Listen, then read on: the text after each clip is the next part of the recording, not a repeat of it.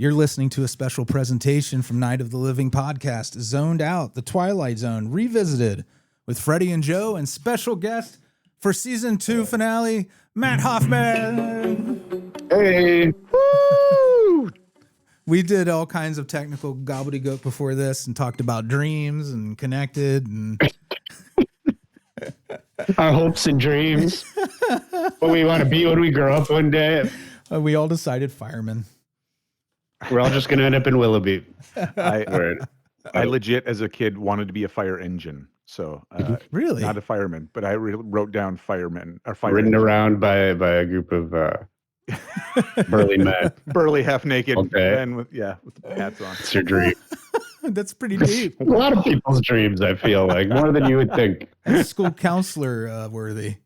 You go to the school counselor with a fire truck dream. When the drums started for the intro, I thought that was almost going to be a drum roll for Matt. And I was like, oh, that's great. Put a drum roll in there for introducing Matt. It serves both purposes. Why not? Right. You know, Why not? it's been a minute, Matt. What episode did we do together last? I can't remember.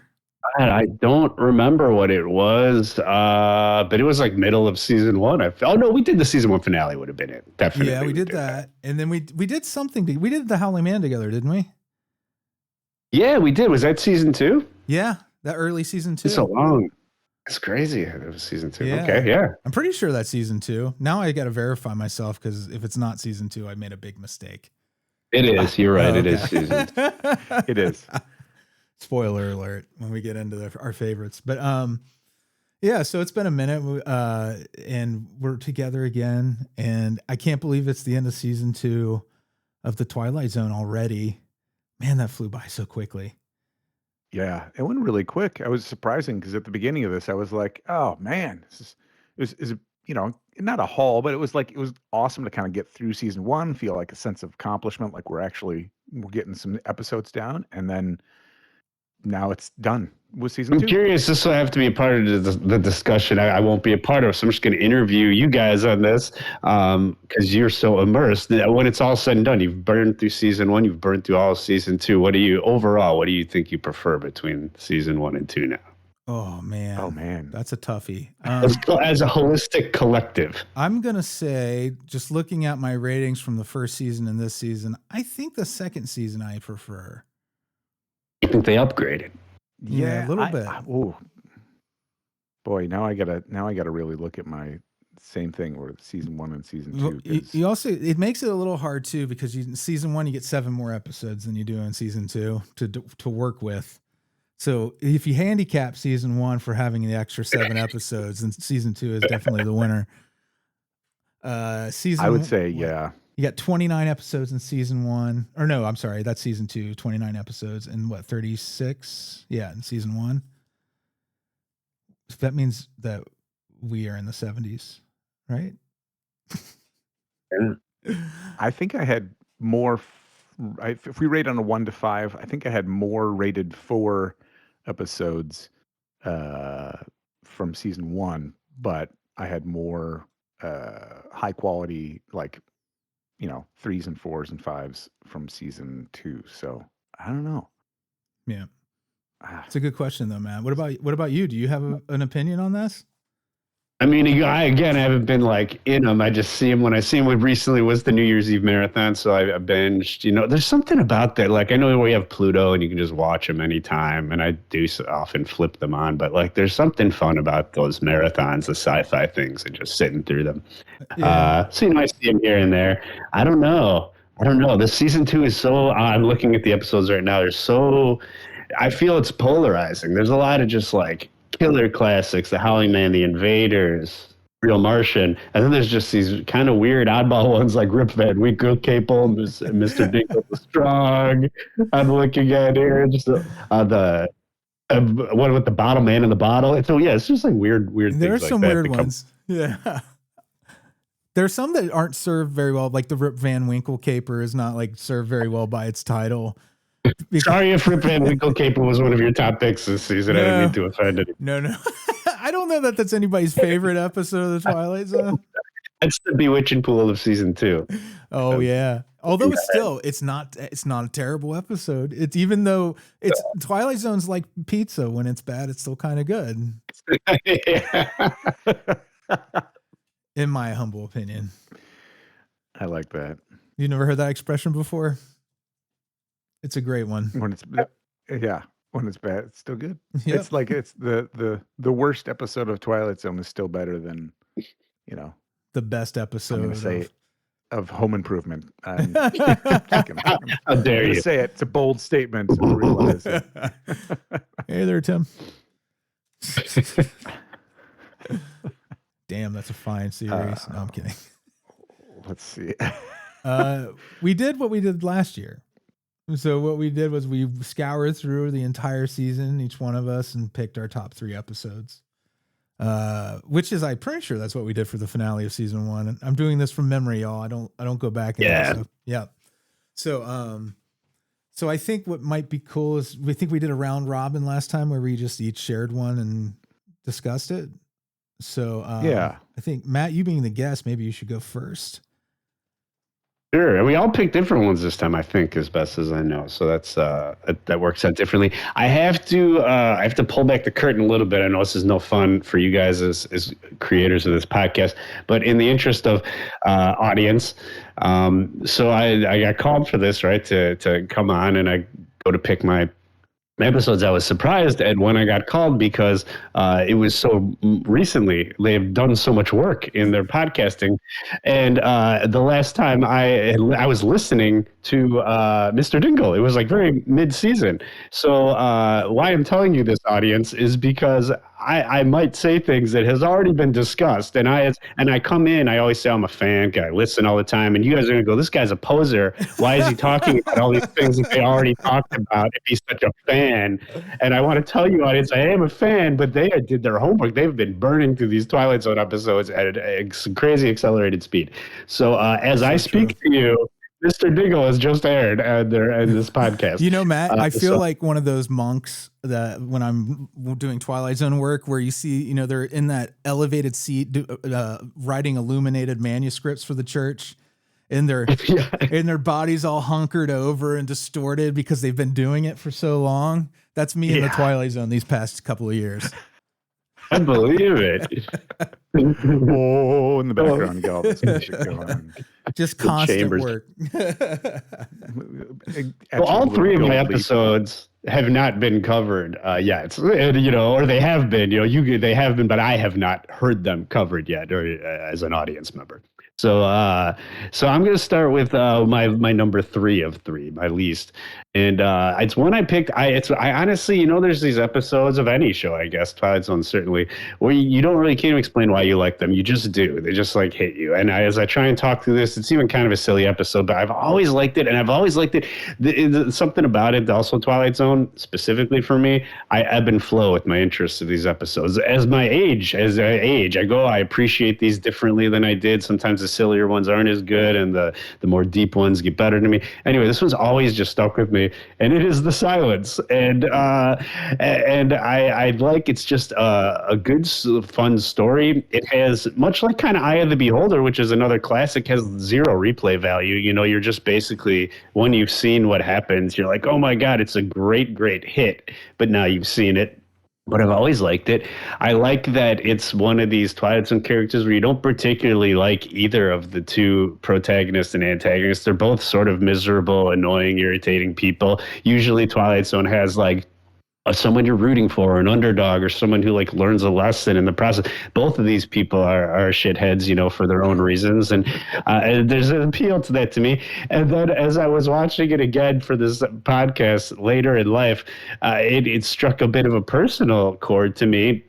The dude, the main guy who puts the guy in the box. I'm so bad with names, character names, and just in person.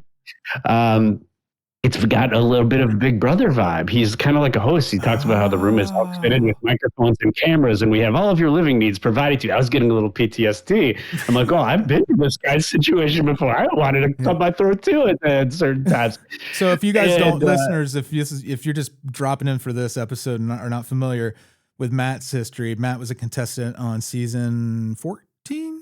12 of Big Brother US. Yeah, and this has a very Big Brother vibe, and I've loved this episode, long before Big Brother was even a television show, So that little kid watched this. So I don't know, maybe this influenced me to kind of like the want to be appeal on of this it. show. The appeal of it, so some sort of subconscious thing there, and it's just so silly. Again, now I'm getting into specifics that I think you guys may have addressed. I haven't been there yet. I'll hear them, but there's so much funny suspension of disbelief in this episode.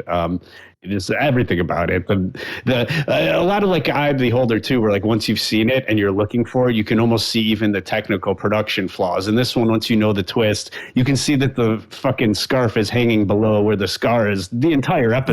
Yeah. And then like that last scene, it's like up at his chin. So I don't know, stuff like that. It's like, but I love the story. I don't know why. I really don't know. I think it's that you have these two horrible people pitted against each other, and then the twist is a great twist when you've never seen it. The main sin of the younger guy who ends up losing his voice is that he's rude, right? I mean, I feel like that's the thing. Annoying. Right? Yeah, he's annoying. He never shuts the fuck up. We all know people like that. We are probably those people, as we are the podcasters. We might be the guys. We are like those people.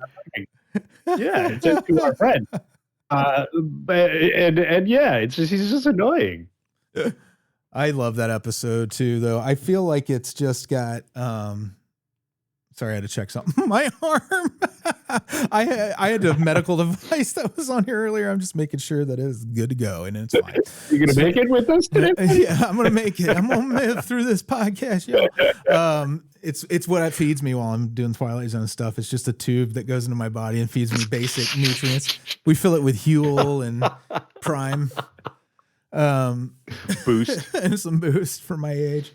But no, the young guy's main sin is just kind of being, like you said, annoying, but also what a dark ending for both of them. Yeah. Both like disgraced and shamed and like, I mean, to Matt's point about the beginning of it, right?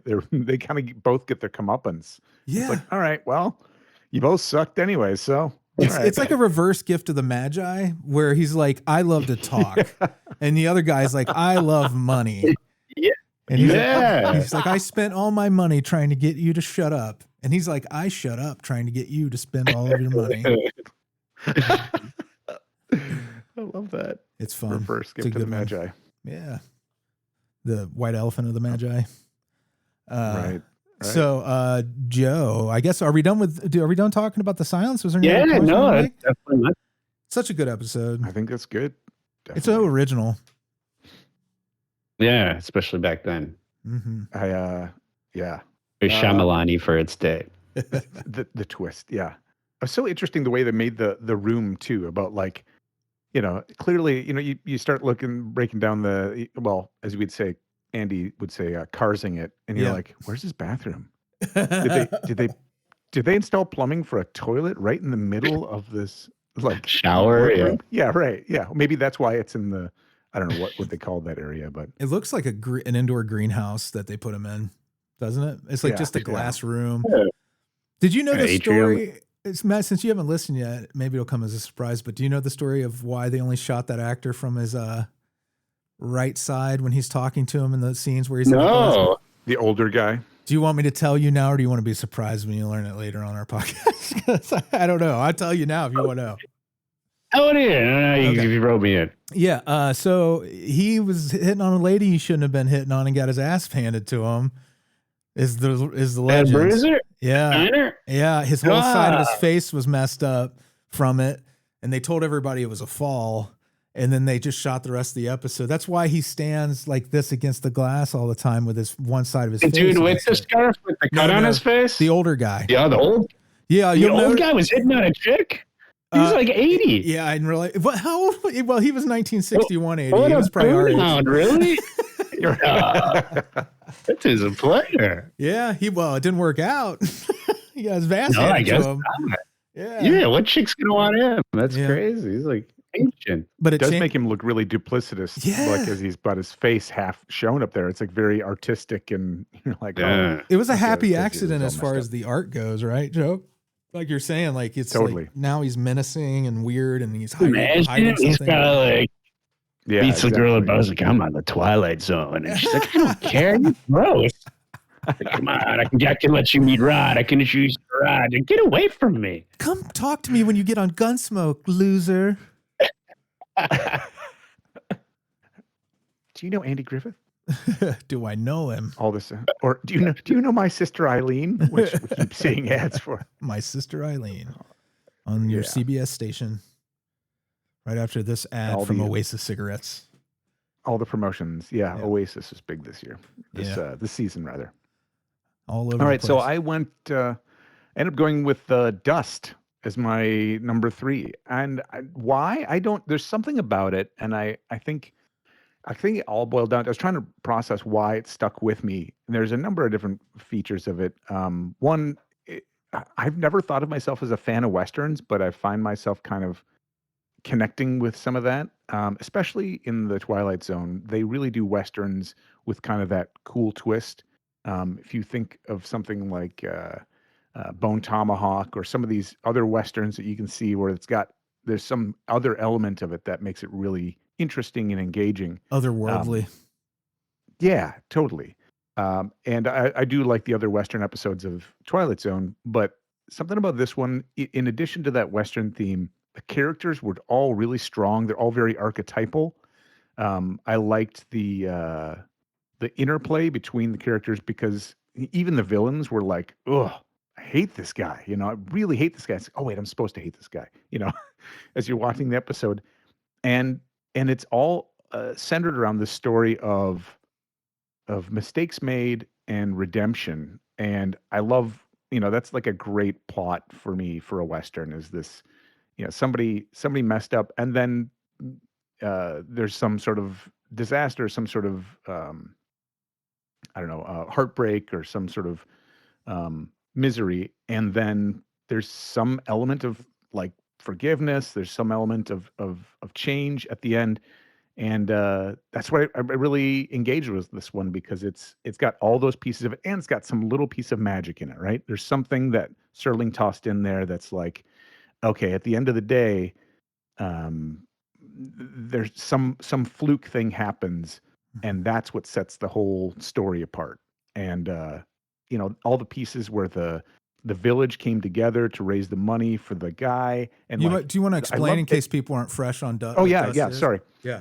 So I'll recap. So essentially the story starts out and we've got a man who's condemned to hang in the Old West, and this old kind of stuffed peddler of goods, odds and ends comes into town, and he's really just putting the screws to the guy at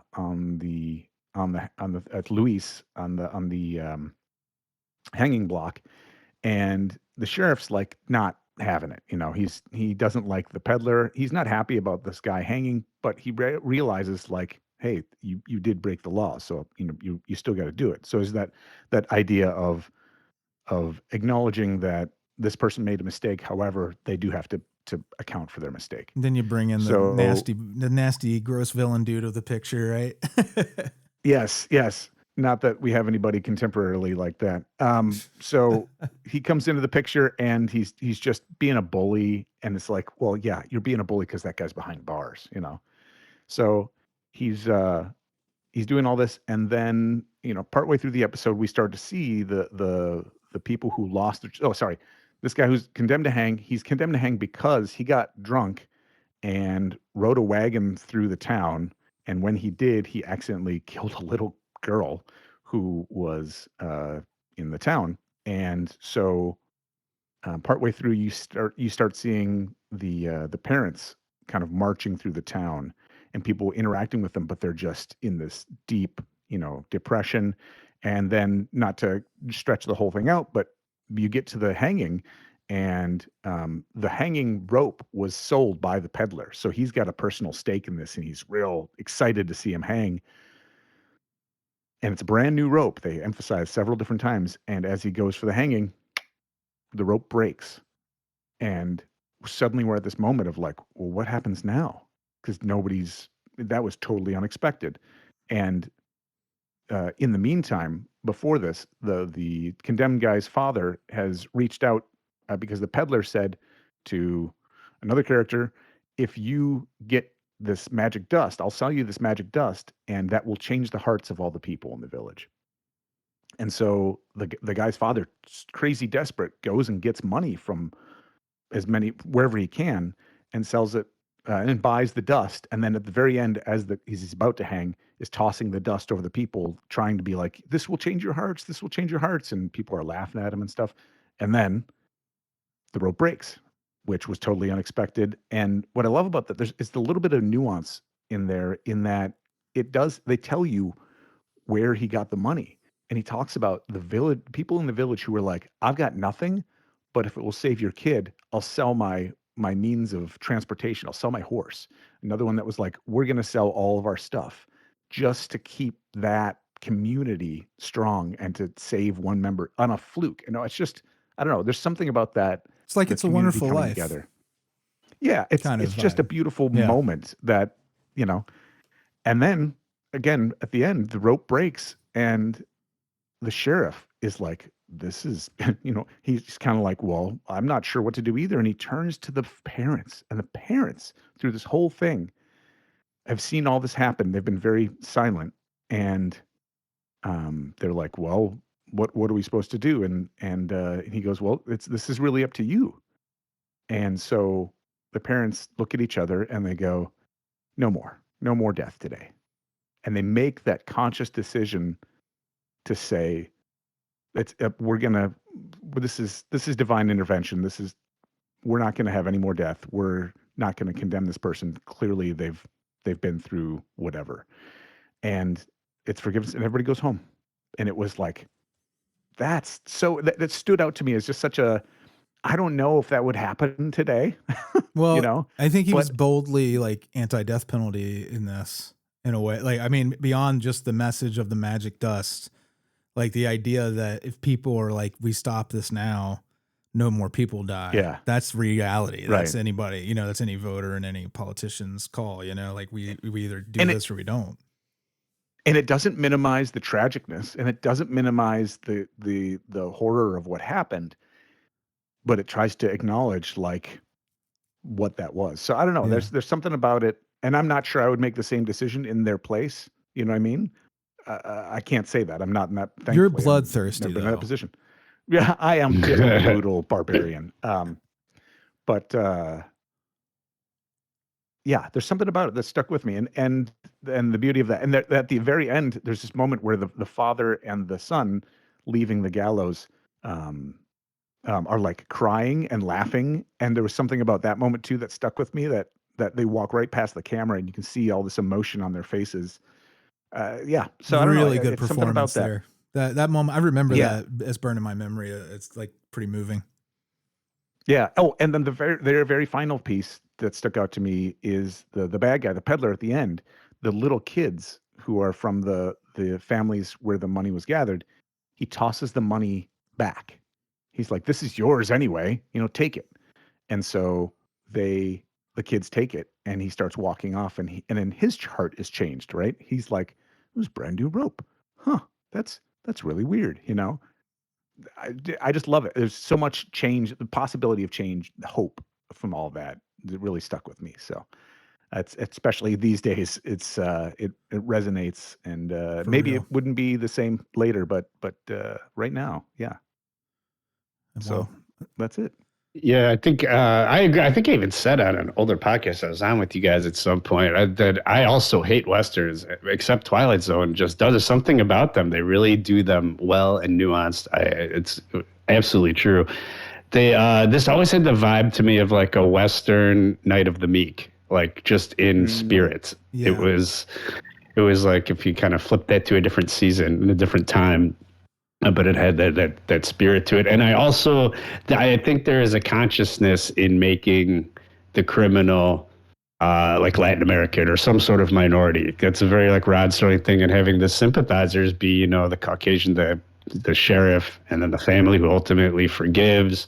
I think there was absolutely like a consciousness that was, as always with him, far beyond his time frame of when this stuff was airing and on television. Maybe nowadays not as, we wouldn't think anything of it, but back then it has kind of like The Gift. The Gift hasn't happened yet, right? But it's later on, I think. but similar kind of stuff like that. He always like utilizes actors and things that I think were uncommon in uncommon ways back then. So Pulls at your Yeah. cool heartstrings. stuff. And he doesn't make it a white savior thing either. Nobody saves No. for that guy. It's all like, hey, I'm going to give this up to the people, and they make the choice. I don't know. It's It's great. well done without being overbearing in any direction, I thought. Any other writer would have been like, now the guy's going to start selling all kinds of magic dust to everybody in town. Just keep it going. Or the sheriff's going to be like, surely you must have changed your hearts. You have to do this. And that, no, nobody's compelled to do it. Everybody makes their own decision. And just sit in the wrongness of the scenario and try to write it. Yeah. It's good stuff. Good stuff. Good stuff. The nation's Jiminy Cricket. Been doing this together too long. We're both like, good stuff. Good stuff. Anything else you want to say about Dust? No, I think it speaks for itself. It's funny that you say, well, this sounds a lot like today. Yeah, right. Because mine does too. But what were you about to say, Matt? Oh, what do you guys say? What do you got? What's Freddy? Okay. What's your number 3? My number 3 is, we just recently watched this, The Obsolete Man.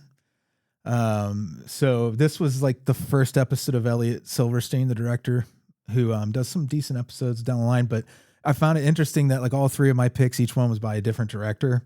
Because I thought maybe, I was like, when I pull up my notes, I have a feeling that there'll be some director that directed all 3 of my favorite episodes, and I just like that person's style, but not true. Also, all 3 of mine, at least 2 of them were by different writers. I think 2 of them are by the same writer, I think maybe. Or no, sorry. 2 of them are Serling and the other one is Beaumont. So anyways, it's just like one of those things where maybe I like the variety of these episodes when I get around to the other 2 more than anything else.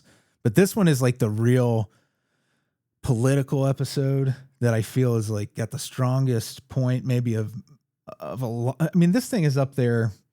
This is like the television version of like 1984 or Big Brother condensed to 20 minutes of TV. And that's why I think I love it. Romney Wordsworth is this character, played by Burgess Meredith, who is a librarian, and the state doesn't need librarians anymore. So he's been deemed obsolete by this Chancellor character, Fritz Weaver, who's also great. And it's mainly these 2 men going head to head over the value of human life for 20 minutes. And then it has a great twist where, again, it's very much like Joe's episode of Dust, where it's about mercy in the end, but it has a darker ending overall, because even though mercy is given to the Chancellor, he is ultimately torn to shreds by his I don't know what you'd call it, subjects, his people. But yeah, it's fresh in my mind. I know it influenced Matthew Weiner, who made Mad Men, and he talked about it on the commentary. So it's a hugely influential and important episode, I think, for a lot of people. Yeah, this is so great. It's so Orwellian. It was right off of the end of my top 3. I was the one I was wavering on to even make my top 3. Endlessly relevant forever. And the shots are so cool in that one too. It's just like so ominous and looming at parts. It's cool. They have a couple episodes in this season like that, and Shadow Play, where you feel like you're in a void a lot of the time. But great description. Yeah. Exactly. And the void feels like the void represents the government in both of them, in a way. When the void opens up, the government is seated there judging the person. And I feel like that's coming from, and this one is one of the ones that Serling wrote. And I think he wrote Shadow Play too. I'm not sure. But I do feel like he may have felt, especially by the time he had reached this stature, that he was being persecuted in some circles. When you did your deep dive in this, was there anything in your studies that indicated like they keep doing Burgess Meredith and these librarian-y book characters? First he's the book addict, and now he's the librarian. Yeah, I know. I thought that was an interesting. It's just a coincidence. Yeah, like coincidence. I think they just wanted to write parts for Burgess Meredith because he's so good. I think it was as simple as that. But I love anything but the Penguin. Yeah. There's Penguin who really likes reading. Penguin books. I think it's twist. I'm Oh, curious about how he was characterized too. Was it because of his voice or his stature, or what was it that he always seemed the nerd or the weakling or the meek whatever kind of meek? Yeah, the Yeah, little he can be little sheepish, guy. real sheepish. The irony of him in this is he's meek only in appearance only, really, because he's so small, but he stands up to. Not only is he himself smaller in stature than Fritz Weaver, like Fritz Weaver's on a podium that is what I don't know, 20 feet tall or something. It seems he's way up there, man. And so he stands up to that. He is less sheep. He is physically sheepish, but he's got that big dick energy in this. And also, like, even in like Printer's Devil, he's sheepish, but he's got that BDE again, So like he gets cast, or they have the physical appearance, but then he's a character. He demands respect, like immediately, no matter what, whatever scenario I've seen him in, even as the Penguin, somehow demands respect. Except when he's really screwing up, chomping on that long stem cigarette, and Batman's got him foiled at the county fair, that sort of thing. Maybe not as dignified, but still entertaining, right? That's right. To the end. A job well done. But no, I think it's an all-time classic, The Obsolete Man. For years after I watched this, I would be like, "You are obsolete." Yeah, we love to say that to each other. So many people I want to say that to, like in my day-to-day life all the time. Like somebody doesn't know how to use Excel and they've worked people on the road, coworkers, everybody. Obsolete everybody. Oh man. I don't really want to say too much because I know we got like a lot more to get through. So, but did you guys have anything you wanted to say about The Obsolete Man? Great pick. Right, just like Matt, it was right off my number. No, it was like my number 4 or 5 is definitely right up there, but nice, just not quite. So what we'll do is take a very quick break and be right back. We'll pick up with Matt's number 2. Poop. All right, we're back. So Matt, show us your big number 2. All right, whipping it out. It is 22. 22 is my number. I love this episode. Yeah, this one has a little bit of a nostalgia factor to me. I have a distinct memory as a kid when I was at the point in my life where I had seen probably a lot of the classics with my parents and stuff, and I knew I liked the show, but I wasn't like into it where I'd seek it out. So it was, like maybe middle schoolish anyway. And I remember just late at night and this popped on and it creeped the shit out of me, like I just wasn't expecting whatever it was at the time. You definitely don't know where it's going until you know where it's going. The vibe of it is eerie as hell. It had a very, I didn't know it's at the time, but looking back, it's got this very similar Perchance to Dream kind of aesthetic to it. I feel like with Maya the Cat Lady, except it's this morgue lady now and this, kind of eerie dream thing. Yeah, and then more recently, I had never seen any of the Final Destinations until just before Part 6 came out. So my wife and I decided to do like a Final Destination binge of all 5 and leading up to the 6th one in theaters. This was like a year and a half ago. And immediately, I didn't know. Strangely, it's like avoided, even in pop culture. I just didn't know anything about them except the log. I knew it was like a scene with a log truck. That's all I knew from pop culture. Considering our circles, that's a miracle. Yeah, right. Exactly. So, but as soon as the first one is like happening, and particularly like the end of it, I was like, oh my God, they ripped off 22. It's like the first thing that came into my head. I went to Google. I'm like, whatever, Final Destination 22, and everything pops up that it's like, yeah. I mean, even that final scene of the plane exploding, that was like almost the same look of that final scene. Obviously, much better technology and effects. So good.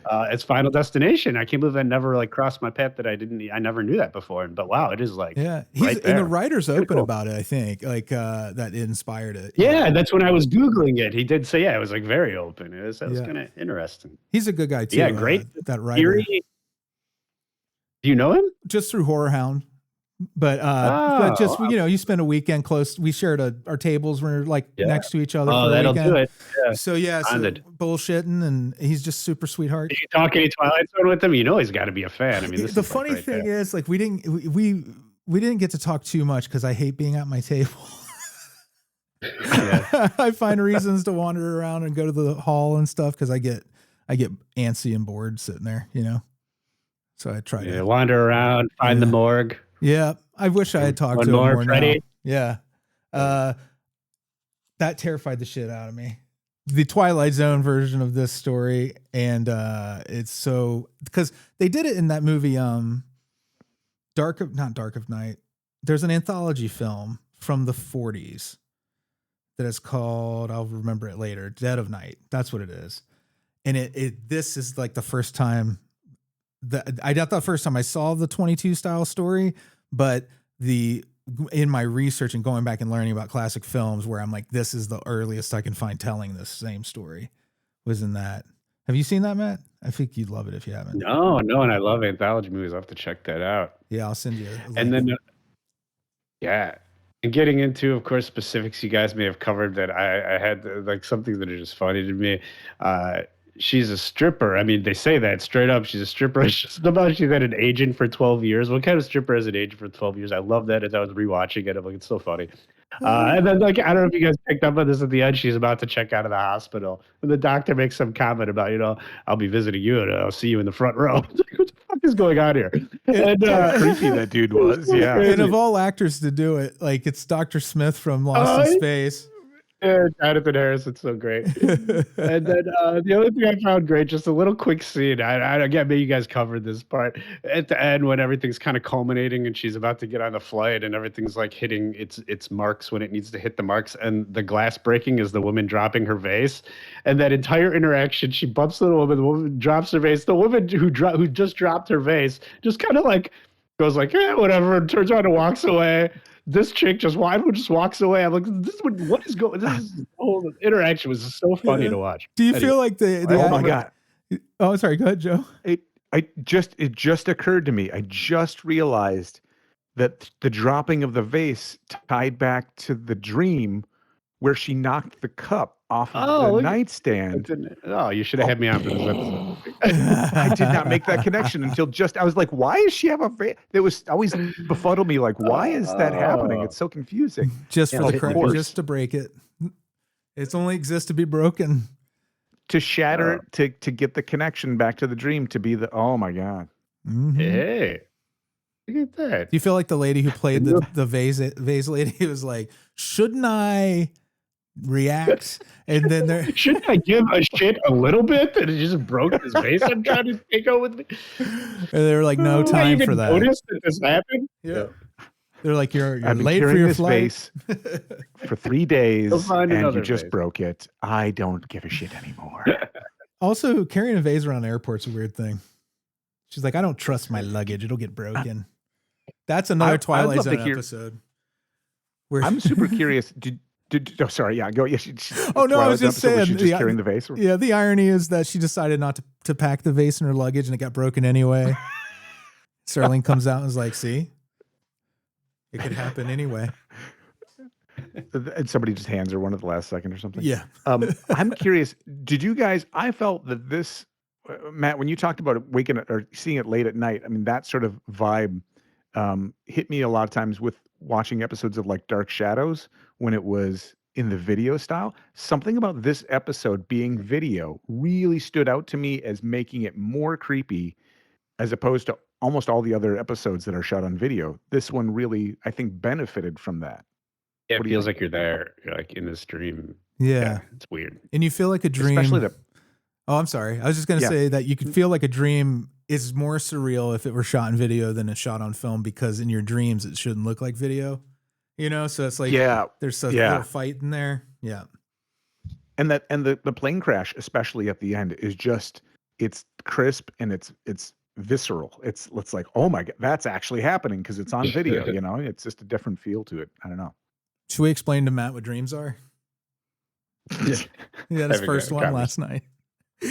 Explain to the audience what that's about. When we started, Matt's like, the weirdest thing happened last night. I had a dream, and he never dreamed. I had a dream. This is my I had a dream speech. And give my yep. Not as exciting or inspiring. I feel like I need to get you a garden gnome now so that it can be a premonition instead. We'll put a garden gnome on your lawn. Yeah, So for the audience, it was like the glass. My dream for the audience, now we have to talk about it, and you're not missing anything. My dream is that I was looking out my window and a kid broke a garden gnome in my lawn. That was it, beginning to end. It was not exciting. It was like the start of the 22 dream where she knocks the glass over, but I don't end up in a morgue. I just wake up and go back to bed. And the oddball piece being that you don't usually dream, and I never dream. Yeah. So I thought when I woke up, I was like, someone broke my gnome. I went to check. Turns out I don't even have a garden gnome. That's how like in a headspace I was. It was like so real to me because I'm not used to dreaming. It's like what dreams may come. He's building an entire fantasy world in there, made of different lawn ornaments. Yeah, I didn't like the feeling. I'd rather not. I'm not like going back to that dreaming. Yep. Dreamless sleep. A deep and dreamless sleep is what it's all about. So that was 22. We have more to say about 22. I mean, it's a pretty damn spooky episode. Good. Let's move on to Joe's number 2. Joe. All right. Well, my number 2 is a pretty recent number 2, so it's still steaming much with us. Yes. Wow. So we're just gonna keep going with it. Right. Okay. It is Will the Real Martian Please Stand Up? Oh, hey. You know what? Your number 2 is my number 1. Oh, there was overlap. I didn't know. Yeah, I thought there would be. Yep. I am a big fan of this episode for a lot of reasons. It's iconic. It's got a lot of stuff. It's the twisty twist at the end with double twists. It's a lot of character pieces. It's almost whodunit. For those who haven't seen it, it's basically starts out with these couple of troopers that are tracing down something came down in the trees, and they even say it's a UFO, don't they? Yeah, right when they talk to the people, yeah. And so they go into this diner nearby, which is where the footprints lead, and there's 6 people where they're supposed to be. So there's 7 people where there's supposed to be 6 people, and they're trying to figure out which one of them is the alien, and they don't, which is the best part of it. They're just puzzling through it, and all this weird stuff happens. It's a great episode. A lot of fun characters in it, a lot of weird occurrences. And again, there's part that sticks out to me. I mentioned this in the episode too. There's one point where these sugar containers on the tables flip over and they like kind of explode. There's something about that just it's such a simple effect. I mean, you think of practical effects of how to do something like that, but it was really effective because the sugar kind of goes spraying everywhere, and you get the idea that the actors knew it was coming but weren't quite sure when it was going to happen, and it really was shocking. It would be startling. So, yeah, super effective. And then again, I don't know if I feel bad revealing a twist. We did reveal the twist obviously in the episode, but it's a twist and a double twist, and we'll presume everybody listening has seen it. Yeah. The one turns out one of the characters who was really seemed to me at least the most human was the Martian, and it turns out the Venetians have been there for a little while. The Martian was real agitated and uptight, right? Which is funny because you start looking at the character or the emotional or the social component of it, and that is a tactic to distract, right? Because you're so intensely vehement about your humanity, you're distracting the fact that you would be not a human. It's interesting that you're throwing attention away from yourself by being intensely accusational to other people. Yeah. So I don't know. Another title for this episode could be Rod Serling's The Thing. Yes. It's very much that, only with a lot more humor. Yeah. I think it's crazy that there aren't more whodunit type episodes in the Twilight Zone. This is really the only one. It's cool. I love stuff like that. Yeah, if you're not fans of Alfred Hitchcock Hour or Alfred Hitchcock Presents, he has a lot of episodes kind of in this vein. Different veins of murder, mystery type stuff that's a little more keep you guessing. I love that kooky ass character, the crazy old man with the wacky eyes, Yes. Oh, yeah. So good. He's just he could play anything. Jack Elam. Fun to look Oh, Jackie, you know his name right there. Yeah, For those who don't he was in know a bunch of westerns. You said you hate westerns. Oh, there you go. What yeah. might change your opinion is go back and watch some old Jack Elam westerns. He's a strange actor. if you ever see a cartoon with a prospector who talks like this and he's crazy, that's from Jack Elam. You're welcome. Grandpa Elam. He is like a cartoon come to life. Yeah. How old do you think he was when they made this, Matt? When they made Like 120, 125? What? How old? You're a little off. He was 40. No. Yeah. How old did he live until? I don't know. You're like I the would next say, day, maybe. Like in his final, I want to see what he looked like in his final days. I'll look up he how old lived Jack a Elam long life too. I want to say no it was like the way. 2000 40. or Are something you like sure, that. Freddy? Could be- Can we fact check that? That's be wrong. insane. Jack Elam, born on November 13, 1920. This was shot in 60 and aired in 61, 40 years Damn. old. He died What did he in do? 2003. 82. Yes. Yeah, I want to get an old picture of him. Well, ELAM. That's how you. yeah, his IMDb picture is him a little older.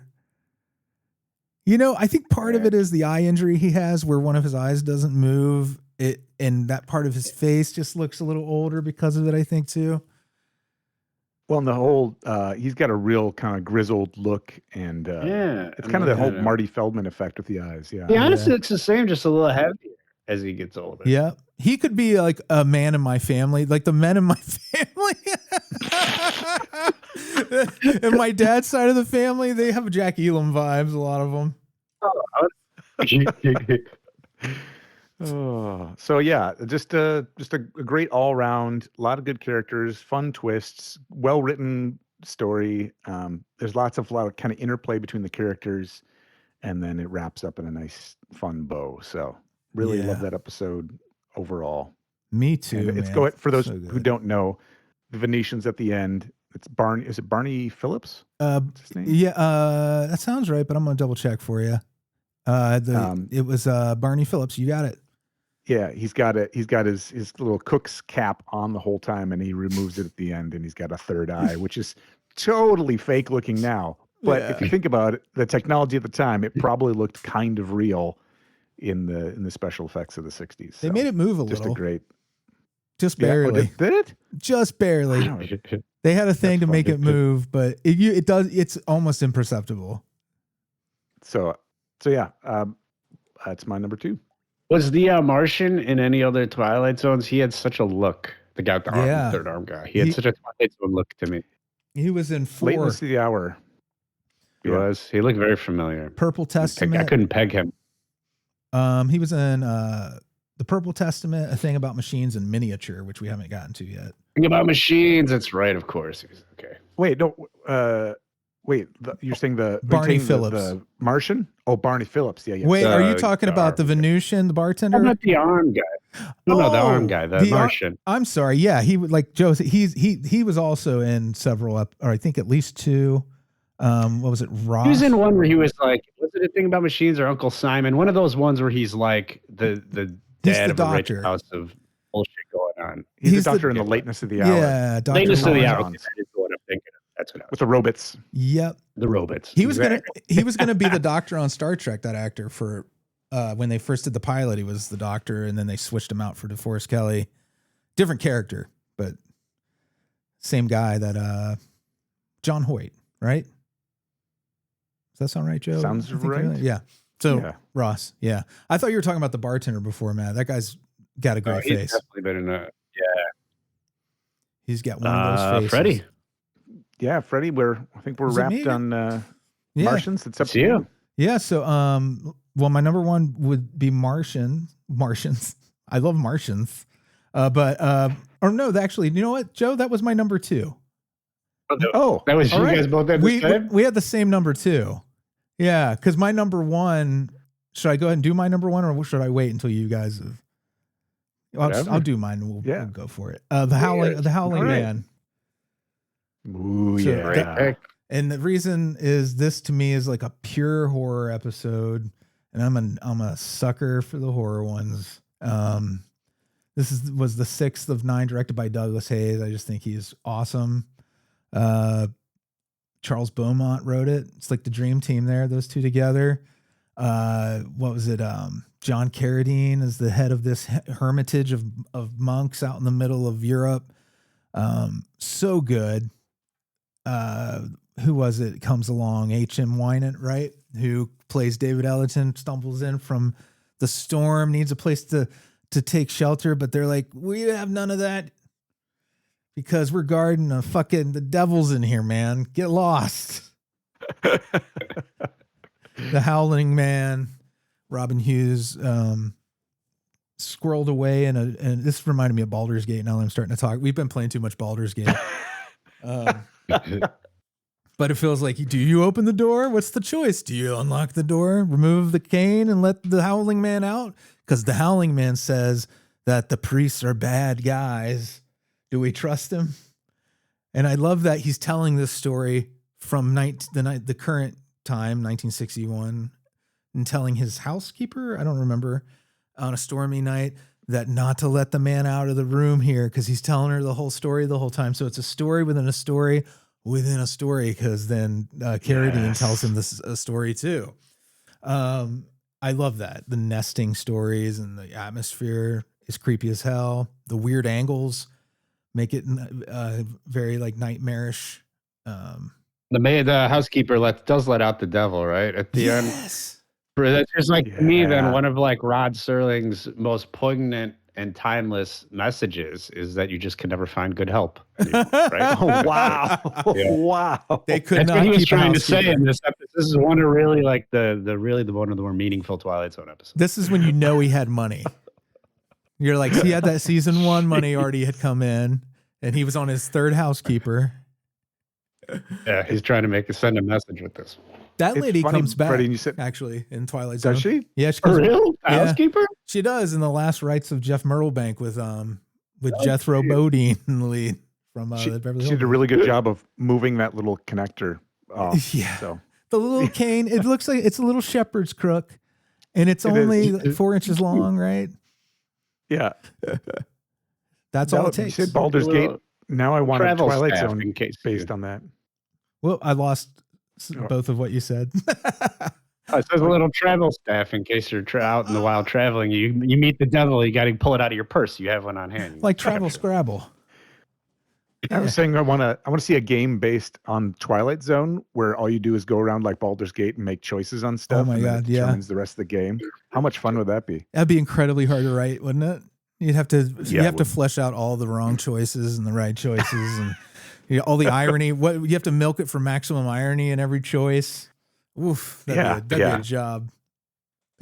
But no, the Howling Man, it's like a Halloween staple now for me. I think I watch it in October every year almost, just because I love the atmosphere so much.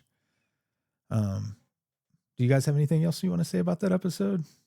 Because then I'll hand it over to Mr. Matt. Mr. Matt. I love it.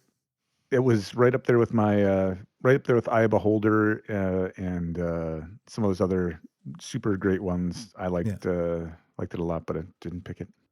Matt, what you got? All right, my number one is to me, I gotta say it is, I think, no close second even, the darkest of all Twilight Zone episodes. And that's why I love it. It's so crazy that this, like the way it came together, that this was written and made, especially back then. And it is Long Distance Call. We just get a half hour of a kid trying to kill himself. It's crazy as hell to me. Yeah. Jumps in front of a car. He tries to drown himself. Billy Mumy, it's great actor for a little kid at the time. The grandma who he's trying to murder himself for is also equally just kind of a creepy, like weird ass old woman casting. Especially again back then, taking it back then, going like, what was everyone thinking from the writers? It just went through the chain of like someone approved the story and the writing and the network. And mind you, I'm so glad they did. This is my number one episode pick of the season. But I just can't. I'm incredulous that it happened and that it all aired and did what it did. It's just, I feel it's really, really intense in a crazy way. For like, it's not even a movie, you know, like you go to the movies, you pay money to see this in a movie. This is just like on TV, on public television. There's not many channels at the time, not much to watch. Any kids watching this, you know, it's just crazy that this aired the way it did. I love it. It could easily be like a Black Mirror episode now. Like you could just update a different kind of phone, smartphone. The rest of it could stay the same. It's like you're watching it, and especially like you get the first thing is the kid tries to jump in front of a car. The whole thing, audience, is the grandma dies and the kid wants to be with his grandma. She gives him this toy phone. He talks to her on it. She keeps telling him to go kill himself. That's the cliff notes of this. So the first thing he does is jump in front of a car, and you almost still don't know. Like you kind of go like, is this really what's happening? Because you've seen him sort of talking to the grandma, and you go, okay, well they're not really making a show where this woman's trying to lure her grandchild into suicide. Like this can't really be what's. And then he's drowning himself in the fountain. You're like, holy shit, this is actually what's going on in this. It's just crazy. It's crazy that they did it. I love it. I think it really pushes the envelope for like that time and just being public on television. It's dark and horror. It's cool. It is super scary, especially because he succeeds in the climax and basically killing himself, but they bring him back to life. Yeah, and no lesson, no moral, just like this fucked up story. It's cool. Do you know about what's his name? Do you remember his name, Joe? The guy who's in over 60 episodes of the Twilight Zone. He's one of the EMTs that saves the little boy. I should have read. No, isn't he never in like a main part too? Am I wrong about that? Never He's has like a always big role. Yeah. I know what you're talking about, but I don't know his name. Yeah, not Arch Johnson, is it? No, it's a real common name. I'll look it up while you guys talk about long distance. What I love about this too is you point out the creepiness of it, and again, it's one of those the few video episodes, and it really benefits from that. Again, it's the grandmother has got that whole vibe of it's. I think at the time I compared it to Hereditary a lot, just kind of that feeling of like something else is going on, and grandma's got some vibe about her that the wife doesn't like. The kid's totally in love with him. The dad's like, kind of oblivious to it, which is probably appropriate for the 60s. It's just so creepy at times. It's such a spot on the Hereditary thing. Yeah, you're right. I love me some Hereditary. I don't know. I think at the time, even when we did the episode, we talked about the possibility that you could read it into something else. Robert McCord, by the way. Really? That's the man. Robert McCord is the one who's in all those episodes of the Twilight Zone. Robert McCord, nice. Unassuming. We should have a Robert McCord episode at some point. The only other thing I'll say about this, I guess, is coming into my head now is there's one other episode of the Twilight Zone, I think the only one I can think of, that heavily focuses on an elderly woman and her phone, and that's Late Night Call, right? Is that the name of it? And it is one of my absolute least favorite episodes. So it's kind of funny. Really? This is like, if you want to have me on for an episode, that I could go on about my fucking love. We'll have to, because that's coming up. Another story for another time. But anyway, it's these two old women phone episodes kind of are at the polar opposite end of my interests in Twilight. I like the twist ending of. I used to get them mixed up because the titles are so similar. Yeah, and I like both of them. I actually like the other one quite a lot. I will have to remember to have you when we do it. So you could ruin it for me. Ruin it. Shit out your parade. Yuck your yum. You're like, there can only be one old lady telephone episode of the Twilight Zone. There can be only one. So long distance call. Yeah, creepy as shit. I totally agree with you. I love it. Good stuff. Very good. Pairs well with Little Girl Lost whenever that pops up. The dimensional door episode. Oh yeah, God, even all kinds of. It's funny. All three of those: Long Distance Call, Little Girl Lost, Late Night Calls, make just like tongue twisters. Yeah, little sort of trilogies. Ryan. All right, Joe, anything are you gonna bring us home? Bring us home. All right, I guess this is it. So my number one. At the time, I revealed it as my mom's favorite episode. I've since asked her about that, and she doesn't remember what the episode is. So I was doesn't know who I am. It turns out she's not actually my mother. We watched it together, and she was like, "Oh yeah, I really like that." Do you remember? That reminds me of that old Pete Holmes bit where he's like, "Even there's a certain age you get to where even your favorite things you don't really care about." And he was like, his mom would be like, she's my favorite singer, Salon Dijon. And it is The Invaders. Oh, yeah. Classic episode. One of my favorites, and I've got a theme running in my life of media that uses, especially visual media, that uses very little dialogue or exposition to tell the story. It's there's an episode of a show called Samurai Jack that I love called The Archers, that they go through the whole episode and there's just a tiny bit of dialogue at the very end, but so much of it is sound, like ambient audio. It's the experience, what visuals you're seeing that tell the whole story. And something about that I just love. And you really get that with The Invaders. You're starting out with this older lady out in a farmhouse somewhere, and weird stuff starts happening. She gets something, lands on her roof, and she checks it out, and then things start zapping her, and she gets these boils on her, where they zapped her, and she starts fighting them. Agnes Moorehead was pretty man, foxy, even with the boils on her. So good. Well, they tried to ugly her up, but yeah, they did. And there's a moment too in there where I really love her acting part of it, because she's not speaking. Like, she makes some grunting noises here and there. There's even a spot towards the end, about 2/3 through the episode, where she's waiting for this thing after she's been fighting it. Her hair's all messed up, right? And I don't want to use the phrase brave because it's just cliche and stuff for an actor, but an actress in the 60s to sit there and there's a close up on her face and she starts drooling. Like, there's drool coming out of her mouth and like salivate, and she like licks her lips and then like it puts more out. I was like, that is devotion to the character that you were portraying, that you're like salivating at the opportunity to defeat this thing. And yeah, and she crushes it just so good in that. And I didn't fully make the connection until later of like, this is not Earth, right? There's this big reveal at the end. She goes back up. She's killed one of the monsters and tossed it in the fire, keeps zapping her, and she goes back up to a roof and starts smashing the ship that she found that have gone back into, and they broadcast an announcement: race of giants, stay away, too powerful, Agnes Moorehead has a 30-foot broom. She'll kick your ass.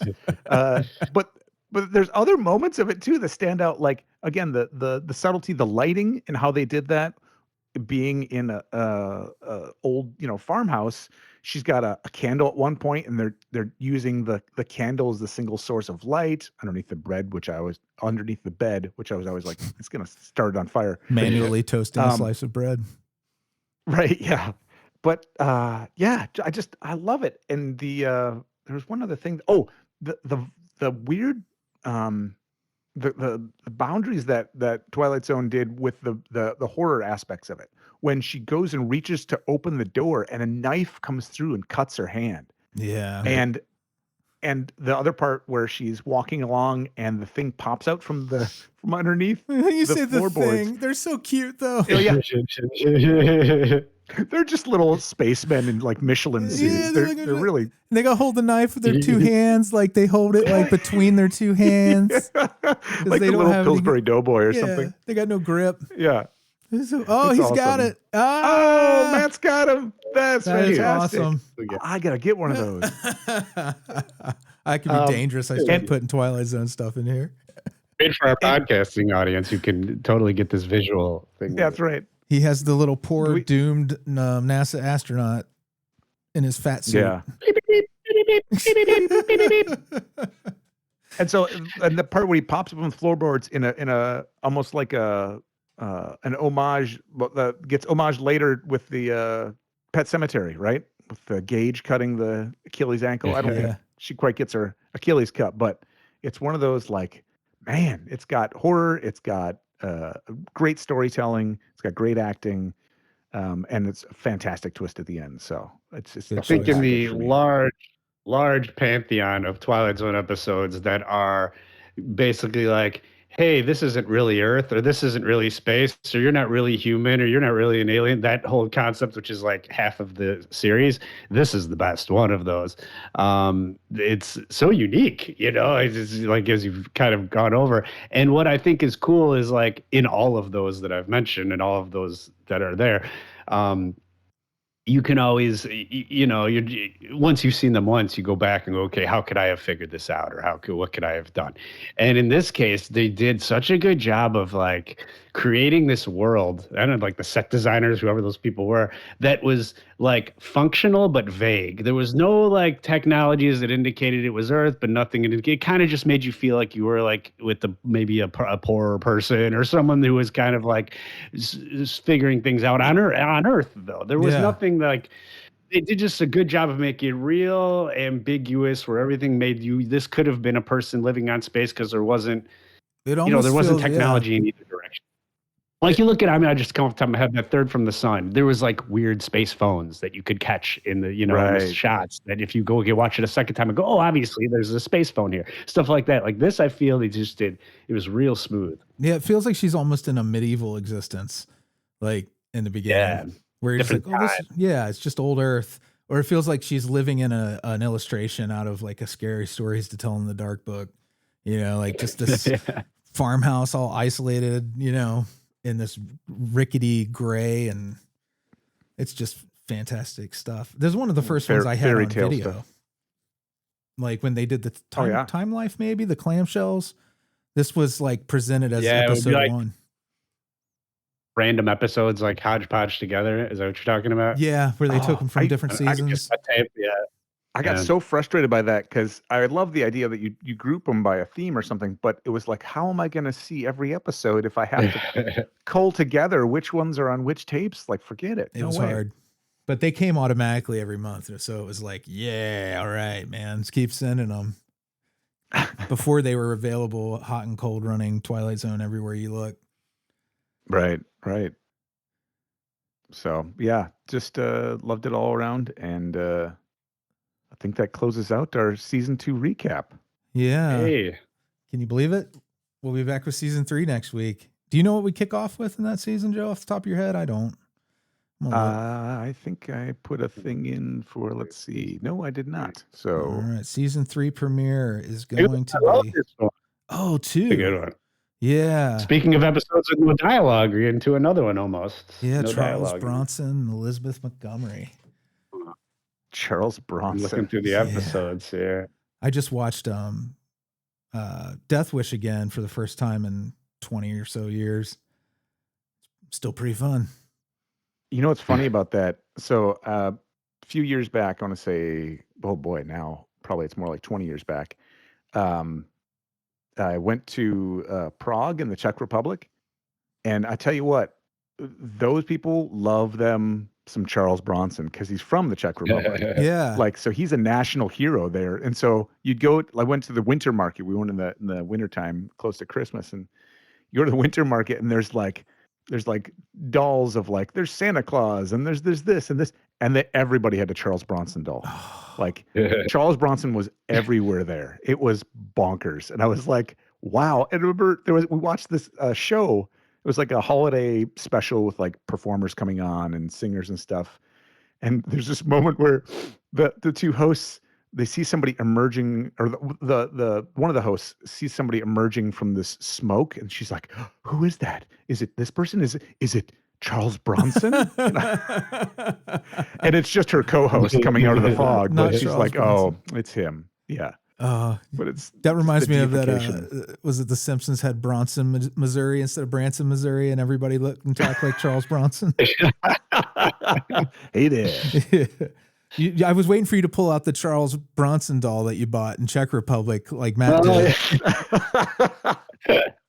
I should have. Yeah. I should have gotten one. Very disappointed. No, it's okay. Yeah. I forgive you. Next time you're in Czech Republic, pick me one up though. I definitely will. I did go to the Museum of Torture there, and I would recommend it. It was quite entertaining. Yes. I had a friend who went to the Museum of Death, I think in California, and they did the opposite. They were like, "Don't go." He says it will. There's a torture museum in Wisconsin. That is, it's so janky and shitty. Really? Well, the person told me not to go to the Death Museum because he's like, it'll just stick with you for months after. Oh, he's like, it's so good. disturbing. Oh. Yeah, he was like, it was bad, and I'm like, really? And this guy works in the genre every day, works in horror and sci-fi stuff. So like, and he was like, don't go. Yeah. Wow. Yeah. But torture, when you said Museum of Torture, this is the first thing I thought of, because I'm like, it's crazy what we make museums for, right? I remember distinctly because it had two signs. They were both in neon. Down was Museum of Torture, and up was snakes, spiders, and scorpions. Oh. And I was like, we got to pick? Yeah. Yeah. That's funny. Factor. Oh, Weird. shit. Matt, you should come back and join us sometime in season 3. You got some episodes. I'm looking through these episodes now. It's a weird season. Yeah, a very I weird said that season. about 2. Well, this is like, with 3 is right before, I think, was 4 the one where they decided to go to the hour-long format? Yeah, Yeah. the hour long. Yeah. So this might be more experimental time coming up. Yeah, it looks. Anyway, yeah, interesting. Yeah. Let us know. Yeah. We'll have you back out. It's a good time. Yeah, we'll debate long distance call maybe. Yeah, definitely that one. We'll put a bug in my ear for Sounds that. good. You guys will be done with the whole season in like a week. I feel like anyway. We have that Midwestern work